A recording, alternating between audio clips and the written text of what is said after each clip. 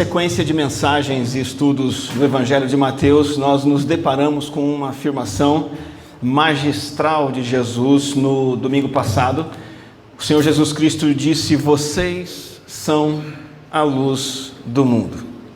Nós nos debruçamos sobre isso que Jesus afirmou e percebemos que, observando o lado oculto desta afirmação de Jesus, facilmente entendemos que a realidade do mundo é a realidade de trevas. Nós olhamos para a realidade desse mundo biblicamente e entendemos que o mundo afirma ter luz, reivindica ter luz, mas tudo que o mundo encontra e vive é trevas. As trevas do conflito, as trevas do rancor, da falta de sentido para viver, as trevas do aprisionamento em vícios, na culpa, no fracasso pessoal, no fracasso nos relacionamentos. E esse mundo que está em trevas não sabe onde encontrar saída. Propõe várias saídas, propõe várias respostas, mas não encontra. Isso está dentro dessa afirmação de Jesus: vocês são a luz do mundo. E a outra coisa que nós vimos que está nessa afirmação é o que está escancarado nela. A realidade do discípulo de Jesus é que ele é luz. Por estar em união com Cristo, isso se dá pela nossa conversão. No dia que você aceita Jesus Cristo, entende quem é Ele, crê, entrega a sua vida para Ele, você se converte, você se une a Cristo e Cristo se une a você, e Ele, que é a verdadeira luz, vai se manifestar iluminando este mundo em trevas através de você, pelo seu agir, pelo seu falar. E nós vimos 3 maneiras específicas na semana passada sobre essa iluminação que Jesus faz através de nós. Primeiro, Jesus escancara, conscientiza o mundo de que Ele está nas trevas através de nós. Esse é o nosso papel, mostrar para o mundo, mostrar para as pessoas do mundo que elas estão na escuridão espiritual. Em segundo lugar, iluminar no sentido de explicar por que é que estão na escuridão, a causa das trevas, que é o pecado. E vimos também, em terceiro lugar, que há uma solução, uma saída, e essa solução e essa saída das trevas tem um nome: Jesus Cristo, Filho de Deus, o nosso Salvador. Mas Jesus Cristo não encerrou por aí a sua afirmação. Jesus vai enfatizar este seu ensino de uma maneira um pouco diferente. Logo após dizer: vocês são a luz do mundo, Jesus vai dizer o seguinte, e você pode perceber no texto que está aí na tela: vocês são a luz do mundo. E aí Jesus vai dizer: não se pode esconder uma cidade construída sobre um monte. E também ninguém acende uma candeia e a coloca debaixo de uma vasilha. Ao contrário, coloca no lugar apropriado e assim ilumina todos os que estão na casa. E Jesus diz no verso 16: assim brilhe a luz de vocês diante dos homens, para que vejam as suas boas obras e glorifiquem o Pai de vocês que está nos céus. Jesus vai usar todas essas ideias e colocações para enfatizar o que ele disse: vocês são a luz do mundo. E aí ele vai trazer o aspecto negativo, a negação dessa luz, a ocultação dessa luz, e vai terminar esse ensino com uma exortação final no versículo 16. E por que Jesus expande, aumenta, amplia o ensino sobre sermos luz? Porque Ele quer que você entenda isso. Ele quer que eu entenda isso, de forma clara, definitiva, com convicção. Ele quer que você saiba o que Ele fez por você e qual é o seu papel. E Ele deseja que isso fique marcado na sua alma. E quando a gente se depara primeiramente com a negação da luz, como Jesus coloca no versículo 14 e 15, ninguém esconde uma cidade construída sobre um monte, ninguém acende uma candeia e coloca debaixo de uma vasilha, pelo contrário, coloca no lugar apropriado para iluminar a todos. Jesus, ele usa a ideia da negação da luz. E dentro desse argumento da luz negada, escondida, oculta, a gente pode tirar 3 argumentos para você e eu sermos a luz. Quando Jesus vem e diz: olha, não se pode esconder uma cidade. Quando Jesus vem e diz: olha, você não acende a luz e coloca uma tampa em cima dela. E Jesus está dizendo: olha, É preciso que vocês sejam luz, e não é para negar essa realidade nem esconder isso. E pelo menos 3 argumentos saltam aos nossos olhos, e o primeiro argumento é o argumento do propósito. Propósito. É muito claro, é muito evidente, isso está escancarado no texto. Ser luz no mundo é o propósito da vida do discípulo. A razão, o propósito de você existir é você ser luz do mundo. Assim como, por que é que nós acendemos a luz nesse salão hoje? Para a gente não ficar no escuro. Para que serve toda essa luz acendida aqui, acesa? Para a gente poder ler, para a gente poder olhar um para o outro, para a gente poder enxergar. Característica essencial, auto-evidente, óbvia da luz, é iluminar. E Jesus parece que está fazendo uma comparação um tanto quanto esquisita, mas com esse significado poderoso. É um alerta de Jesus, um alerta que você e eu precisamos continuamente.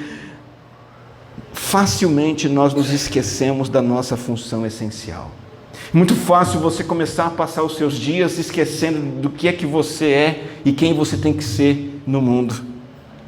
É muito fácil, é automático, é natural, a nossa carne faz com que a gente se esqueça, na segunda-feira, muito rapidamente, a razão pela qual estamos onde estamos.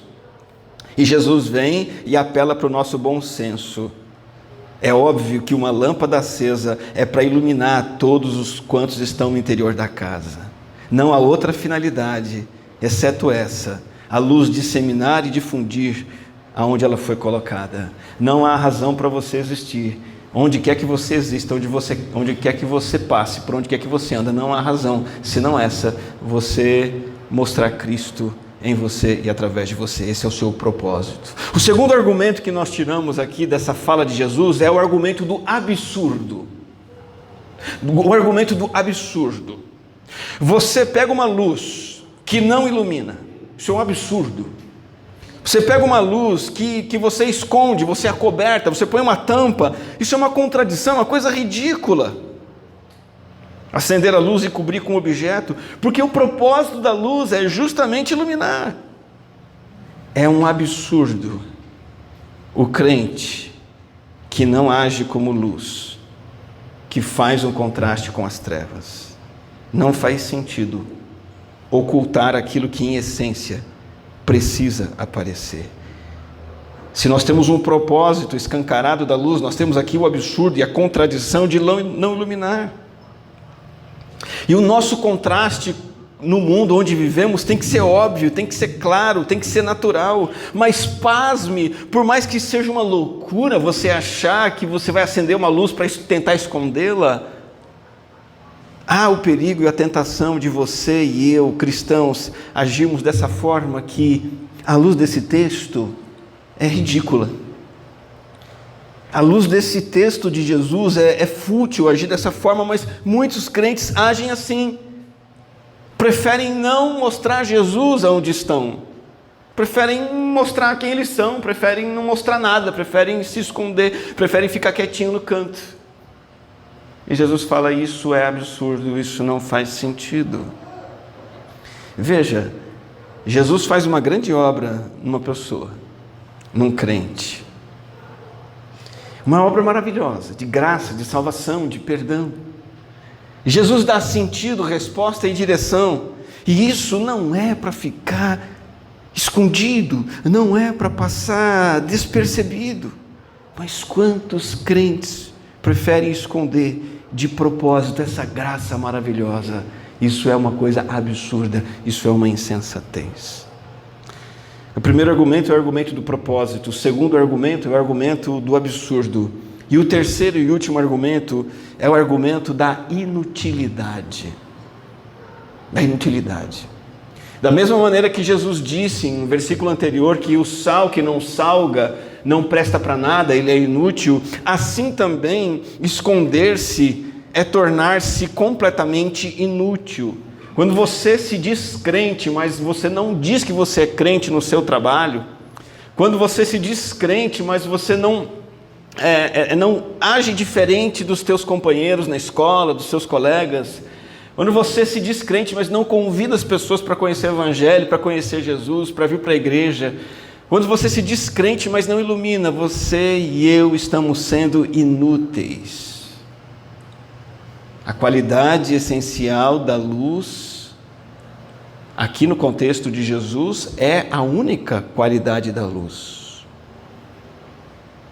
Não tem outra.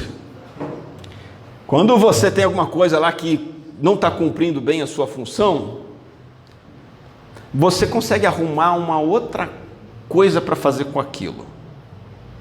Pensa em objetos que você usa ali e ele estraga. Você pega e dá um jeitinho e usa para outra coisa, não é verdade? Ah não, isso aqui não serve mais para isso, mas serve para aquilo, né?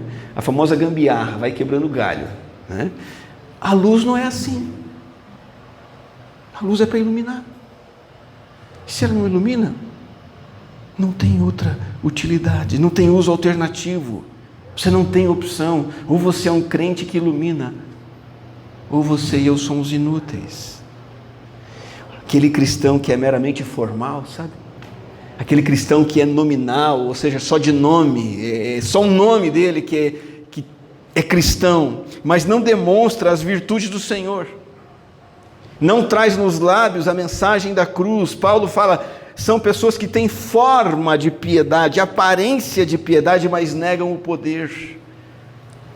Não são realmente luzes, são inúteis. E aí sabe o que acontece com esse cristão inútil, que não ilumina em lugar nenhum? É uma peça no quebra-cabeça, uma peça de quebra-cabeça perdida.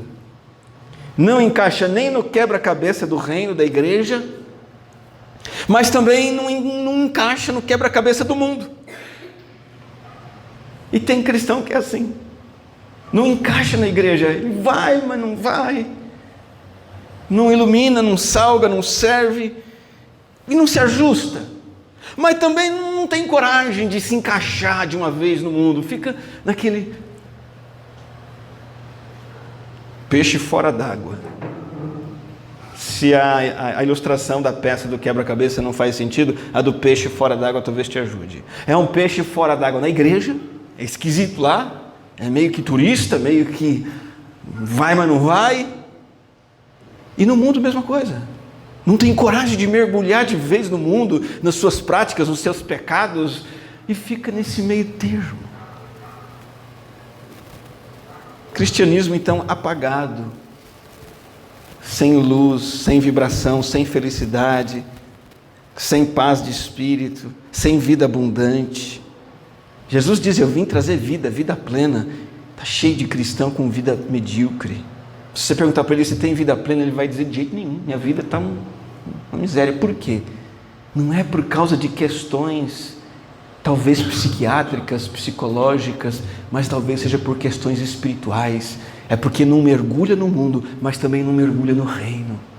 E aí fica na condição de inútil. E esse é o terceiro argumento de Jesus aqui para nós. O argumento da inutilidade. Luz escondida não serve para nada. E veja, iluminar aqui não é apenas uma obrigação, é também o desejo. Ou dizendo o contrário, não ocultar a minha luz não é uma coisa que eu faço assim por obrigação, mas é porque eu não quero realmente esconder essa bênção maravilhosa que Jesus é na minha vida. O verdadeiro cristão, ele não se sente obrigado a iluminar, forçado a iluminar. A luz ilumina naturalmente, e o verdadeiro cristão, ele anseia, ele deseja, não é apenas obrigação. Ele deseja iluminar. Ele reconhece tudo quanto a graça de Deus fez nele.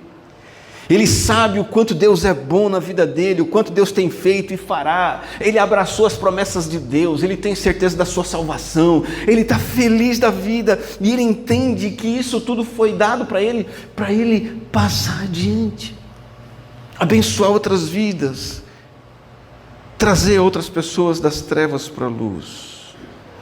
E ele não é capaz de esconder essa realidade espiritual, ele nem deseja esconder isso. O grande sonho, o grande desejo, o grande prazer da sua vida é iluminar. Portanto, se você identifica qualquer vontade ou ação na sua parte de esconder sua identidade cristã, se você vê em você ali aquele desejo de ficar quietinho no seu canto, sabe, não se mexer com ninguém, tem medo de ser correto diante dos outros, se você gosta do seu conforto, refuta prontamente, em nome de Jesus, esta intenção, esse desejo, porque ele é ridículo, e ele é contraditório, e ele é absurdo, e ele é desproposital, porque a luz serve para iluminar. E se você é de Cristo, você é luz, e é para isso que você serve. Examine-se a si mesmo, identifique por que talvez haja essa contradição, você ainda tolera, persiste em tentar se esconder. Talvez você tenha que se perguntar, peraí, será que realmente eu sou luz? Talvez ainda esteja nas trevas. Então, da próxima vez que perceber qualquer tendência aí para encobrir, né, a sua fé, não vou falar de Jesus, não vou dar esse folheto aqui, essa Bíblia de presente, não vou pedir para a pessoa que dê um motivo de oração para eu orar por ela, eu vou ficar quietinho no meu canto, não vou convidar para o culto, não, imagina. Se você percebe essa tendência, para você poder ficar aceito numa boa, né? Para as pessoas gostarem de você, para ninguém criticar você, lembre-se, isso é uma incoerência. Rejeite esse absurdo. Isso é um despropósito. Isso é uma proposta diabólica. E você tem que pegar e decidir, eu vou brilhar mais ainda. Então a primeira parte do que Jesus nos ensina na passagem de hoje, nós acabamos de ver. Nós percebemos 3 argumentos na negação, na ocultação da luz. O argumento do propósito, do absurdo e da inutilidade. Mas nós avançamos agora para a parte final, e Jesus termina com a advertência que eu quero ler novamente com você. E essa advertência diz assim: assim brilhe a luz de vocês diante dos homens. Quando Jesus fala assim, ele está dizendo, então, por causa disso tudo, o negócio é o seguinte: brilhe a luz de vocês, para que vejam suas boas obras e glorifiquem o Pai de vocês que está nos céus. Essa é uma conclusão de Jesus, é uma exortação, uma palavra final. E ele vai dizer o seguinte: que luz é essa? E você deve estar se questionando, tá, beleza, eu tenho que iluminar, esse é o meu propósito. É uma incoerência não iluminar. Se eu não for luz, eu sou inútil. Entendi, então como é que eu faço? Jesus vem e diz assim: boas obras.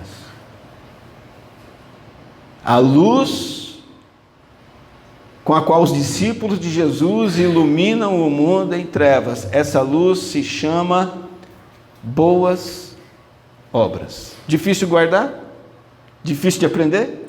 Fácil, tranquilo. Boas obras. Como é que você ilumina o mundo? Com boas obras. Deixa eu ver se você entendeu mesmo. Responde para mim. Como é que você é a luz no mundo? Com boas obras. Se você gravar essas 2 palavrinhas no teu coração, você entendeu a mensagem. E você vai causar. Deus vai te usar. É assim que se ilumina, com boas obras. Você não é luz no mundo enfrentando as pessoas, debatendo com elas, gritando, forçando, né? Nós não somos luz no mundo fazendo ameaça para as pessoas. Nós não somos luz sendo cristãos insistentes, chatos, inapropriados, né? Que pegam no pé numa hora que não é para pegar, que tenta insistir numa hora que não é para insistir, a pessoa não quer ouvir. Você não é luz disputando debates religiosos com as pessoas. A minha religião é certa, sua religião é errada. Nós não somos luz através de usos e costumes religiosos. Vamos, se a gente se reunir como igreja, o nosso culto for um culto bem formal, bem sério, com aleluia, glória a Deus, as irmãs trajadas assim, os irmãos trajados assado, e andar assim na rua com a Bíblia grande, nós estaremos sendo luz. Não é assim que a gente ilumina. Nós não somos luz no mundo, como muitos querem fazer hoje, oferecendo falsas promessas. Vem para Jesus, Jesus vai te dar riqueza. Vem para Jesus, Jesus vai curar tudo. Vem para Jesus, Jesus vai te fazer feliz. Não é assim que se ilumina o mundo, com falsas promessas. Nem, eu tenho que dizer, né? Nem com som alto na igreja. Outro dia eu conversei com vocês, comentei a experiência minha de fazer uma corrida nas ruas de Morugaba. Passei 2 igrejas com um som tão alto que eu fiquei com vontade de sair correndo. E não é assim que a gente é luz. Na verdade, desse jeito a gente espanta as pessoas, né? Pessoas olham e falam: meu Deus do céu, o Deus deles é surdo, ou todos eles são surdos, o que está acontecendo? Não é assim. Não é assim. Há um momento de enfrentamento teológico? Há um momento de você falar de religião? Sim, mas em essência, a gente só brilha quando a gente faz o quê? Não esqueceu não, né? São só 2 palavrinhas. Nós brilhamos quando fazemos boas obras. Obras feitas de tal forma que as pessoas vão receber luz. Olha que coisa. Obras feitas de tal forma que as pessoas vão reconhecer que tem alguma coisa ou alguém diferente em nós. Esse alguém é Jesus. Obras feitas de tal forma que vão olhar para nós e falar: essa pessoa tem alguma coisa com Deus. E essas pessoas algumas delas vão glorificar aquele que é o nosso Pai. Mas a gente tem que dar um passo adiante. Quais boas obras? Boas obras, amém? Já entendi, mas como assim? Nós temos que respeitar o que Jesus está dizendo dentro do seu contexto. E o que nós gastamos semanas estudando agora vem à tona. Porque antes de observarmos essa palavra de Jesus nos versos 13 a 15, nós nos demoramos estudando as 8 bem-aventuranças. E essas são, em essência, as boas obras. As normas do reino de Jesus que nós colocamos em prática.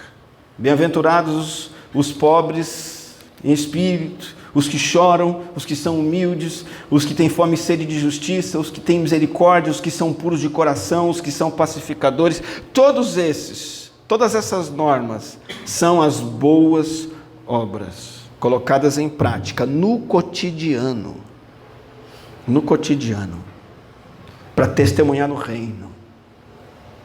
A gente está numa época, hoje em dia, que o marketing é muito importante. Marketing digital, principalmente. Você tem que marcar presença nas redes sociais. Né? Você tem que estar lá com um vídeo rápido, breve, bonito, brilhante, emocionante, que prenda a atenção da pessoa e anuncie tua marca. Pronto, um exemplo de marketing digital, propaganda. Ótimo! Façam isso. Mas não foi esse o marketing que Jesus adotou, não é essa a propaganda de Jesus. Jesus não precisa disso.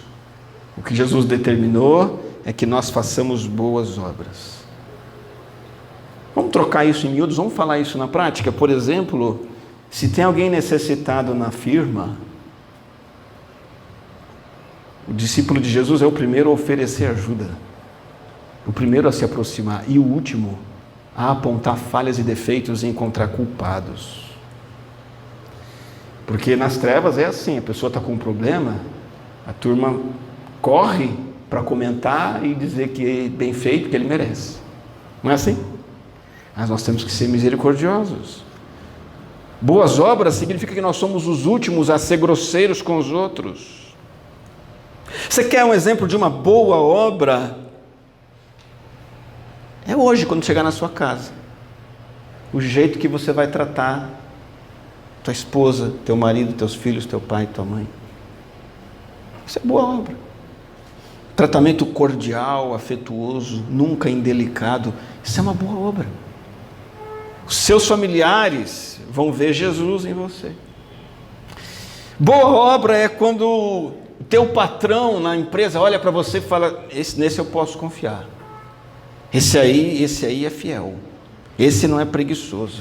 Esse não é injusto no trabalho. Boa obra é quando você que tem um empregado, uma empregada. Boa obra é quando você é generoso com ele. Porque como é que você vai ser um crente batista, convidar um empregado para ir para a igreja, mas você é ganancioso, mesquinho, deixa ele passando necessidade?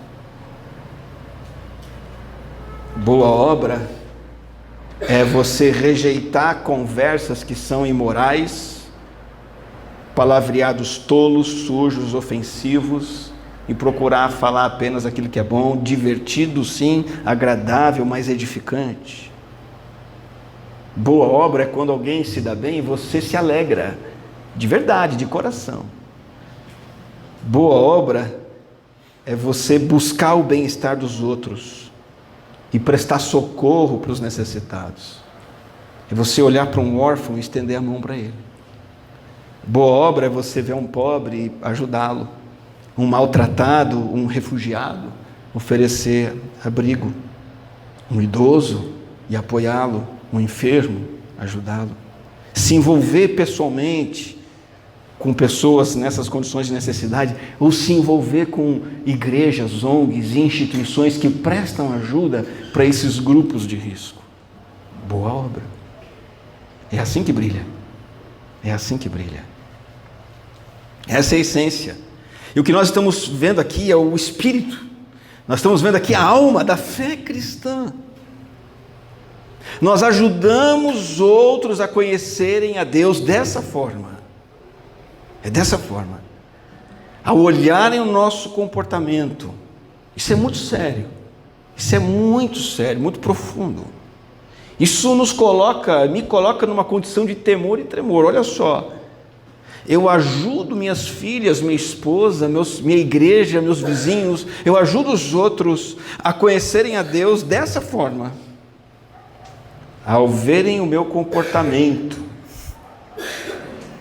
essas pessoas começam a ter uma ideia de quem Deus é.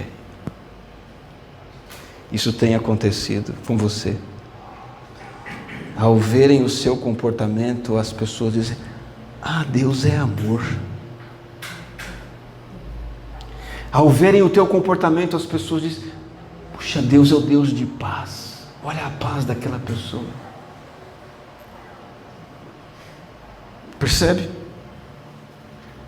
E essas pessoas tendo uma ideia de quem Deus é, e principalmente a ideia de que esse Deus é o Pai Celestial, porque assim Jesus nos ensinou a nos dirigirmos ao Senhor, essas pessoas vão entender que Deus é o Pai Celestial que ama seus filhos por causa de nós. Elas têm essa ideia de Deus por causa de nós.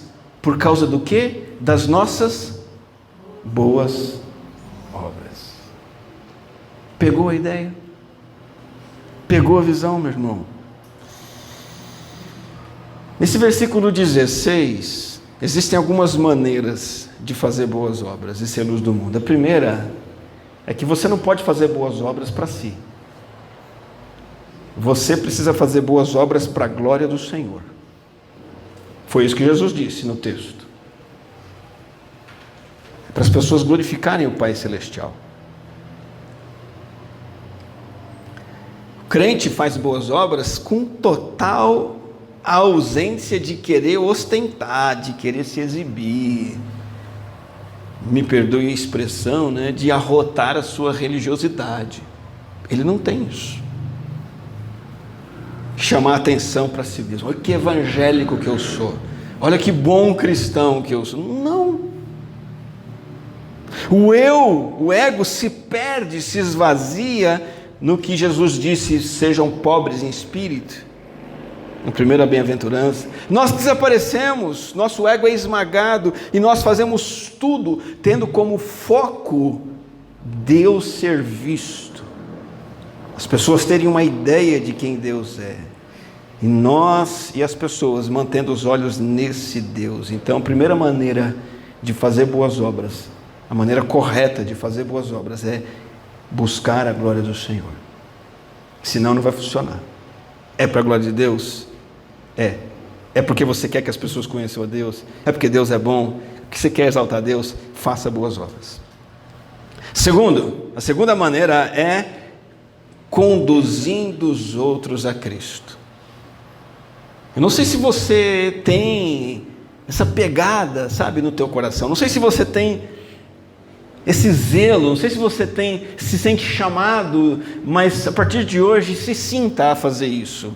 Jesus quer que você seja preocupado, preocupada em conduzir outros a Cristo, a Ele. Jesus quer isso de você e de mim.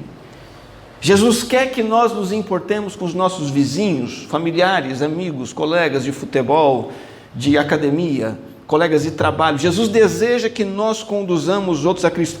E nós fazemos boas obras para isso. Essa é a segunda maneira de fazer boas obras, conduzindo outros a Cristo.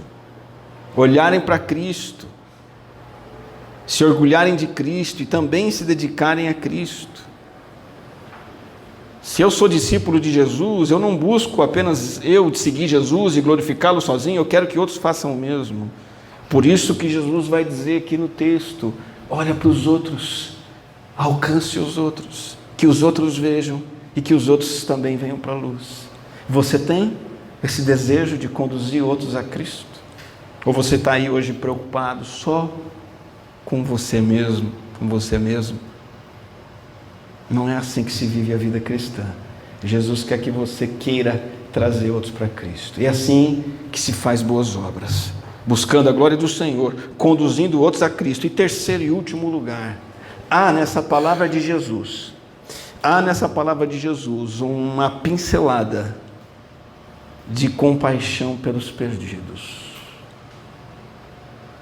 Você só vai fazer boas obras se tiver compaixão no teu coração pelas outras pessoas.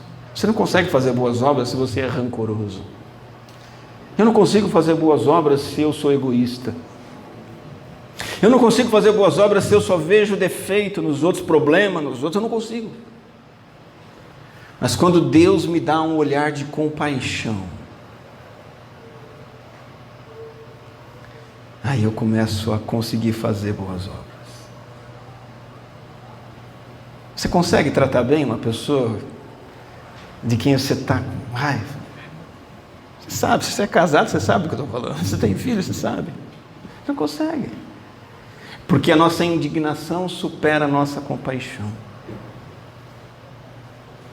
Nutrir no coração uma profunda tristeza pelo estado de trevas em que as pessoas estão. E aqui nós estamos nos dirigindo às pessoas sem Cristo, as pessoas nas trevas. Nutrir essa compaixão. Jesus, ele não se preocupava consigo mesmo. Jesus se compadecia das multidões. O Evangelho diz que Jesus olhava para as multidões e chorava. E o Evangelho diz porque ele chorava, porque ele via que eram como ovelhas sem pastor. Essa é uma descrição extremamente rica do Evangelho sobre a maneira como Jesus via os outros. Jesus via as pessoas como ovelhas sem pastor. Sabe o que significa? Jesus enxergava o desamparo, a morte, a tragédia. A ovelha sem pastor não tem proteção. A ovelha sem pastor não tem alimento, não tem abrigo, não tem nada. E assim estão as pessoas nas trevas sem Cristo. Você precisa aprender a olhar para as pessoas e se sentir pesaroso a respeito delas como Jesus. Porque é isso que movia Jesus a fazer o quê? Se aproximar dessas pessoas. É isso que levava Jesus a amar, a agir, a abençoar. E assim temos que fazer como Jesus fez. Ele é o nosso padrão, ele é a nossa referência. Qualquer atitude oposta a essa de fazer boas obras é ridícula, é um despropósito e é uma inutilidade. Meu irmão, irmã, não tem meio termo entre escuridão e luz. Ou você é um, ou você é outro. Nada de querer se igualar para não se sentir diferente, para evitar oposição, não. Seja distinto, seja diferente, faça boas obras. Seja distinto, todo mundo é grosseiro, seja gentil. Todo mundo é indiferente, se importe. Todo mundo é ríspido, seja suave.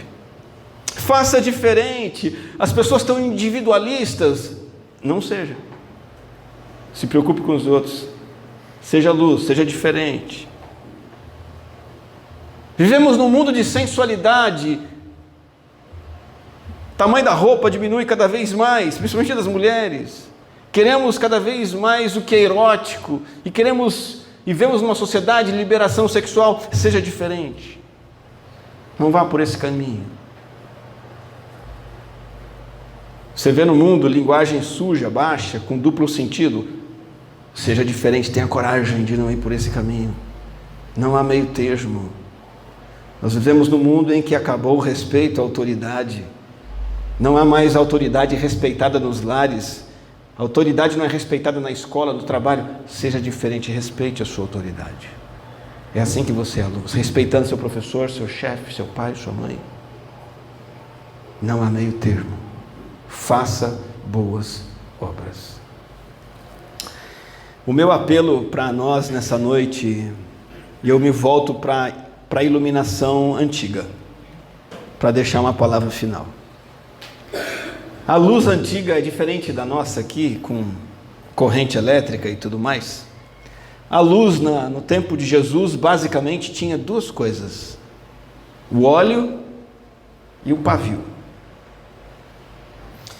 O óleo e o pavio.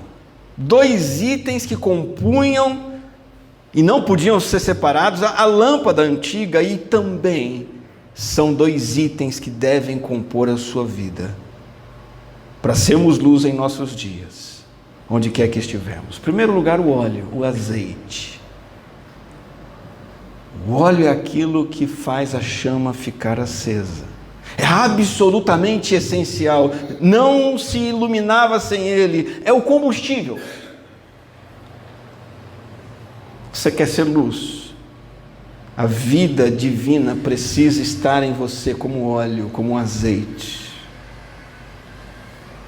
Só seremos luz do mundo na medida em que aquele que é a luz do mundo estiver atuando em nós, nos encharcando, nos preenchendo. Você já recebeu esse óleo?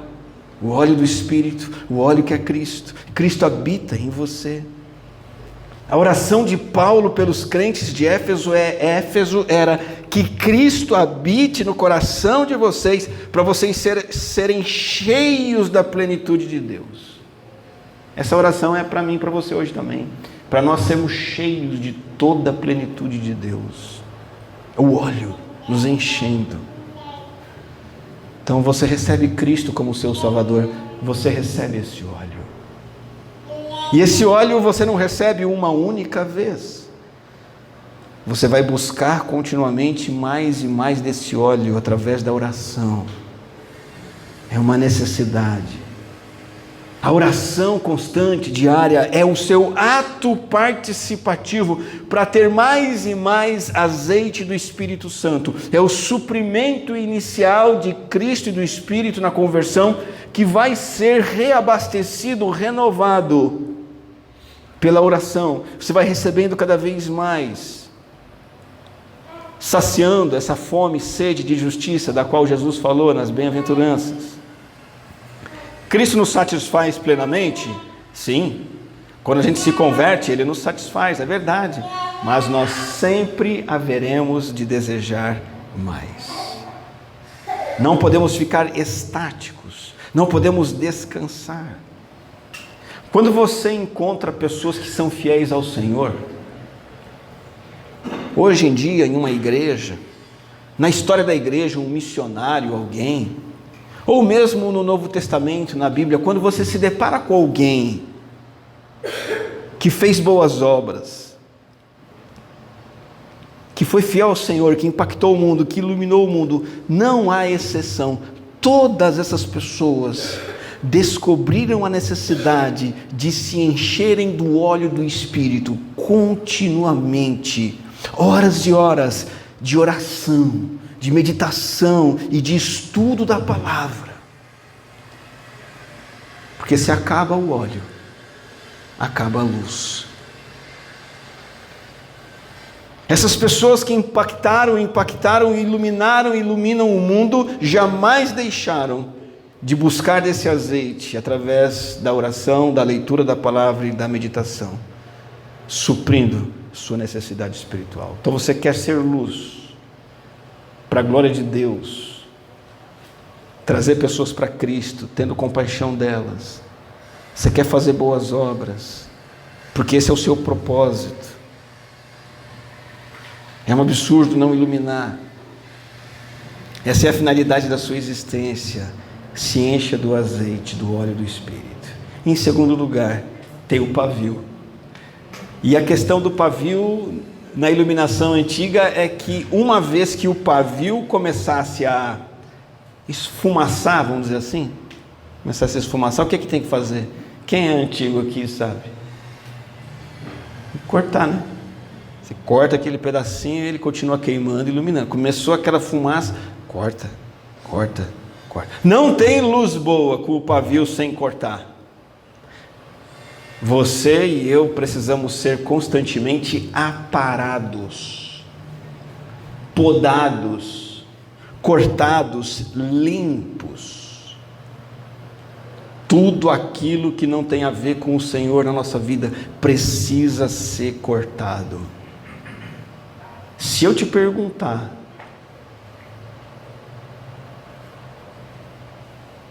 qual pecado você está tentando cortar da sua vida, com todas as suas forças, e você não tiver nenhum, você não é luz coisa nenhuma, porque todos nós temos pecado. Todo pavio começa a fumaçar e ele precisa ser cortadinho. E a vida cristã é isso. Você vai enxergando, você vai vendo, Deus me limpa aqui, me limpa acolá. E se você está de boa na lagoa, meu amigo, você vai afundar na lagoa. Não existe. O pavio tem que ser cortado, tem que ser aparado. Nós temos que ser limpos. Diariamente nós precisamos lutar por pureza, por santidade. Nos lembrarmos das bem-aventuranças. Eu tenho que ser humilde em espírito, eu tenho que ser misericordioso, eu preciso ser manso, pacificador, puro de coração. E quando eu vejo na minha vida qualquer coisa contrária a isso, eu me arrependo diante do Senhor. Eu paro, me assento, me ajoelho, enfim, me encontro com o Senhor, qualquer lugar que eu puder, e eu falo com Ele: Deus, eu estou falhando aqui, me perdoa. Pelo sangue de Cristo, eu confesso o meu pecado, me transforma. Porque senão você não consegue iluminar. O pecado guardado da nossa vida impede que a gente ilumine. Você está, então, sempre se enchendo do óleo e sempre aparando o pavio. É assim que você ilumina esse mundo em trevas. Não se pode esconder a luz.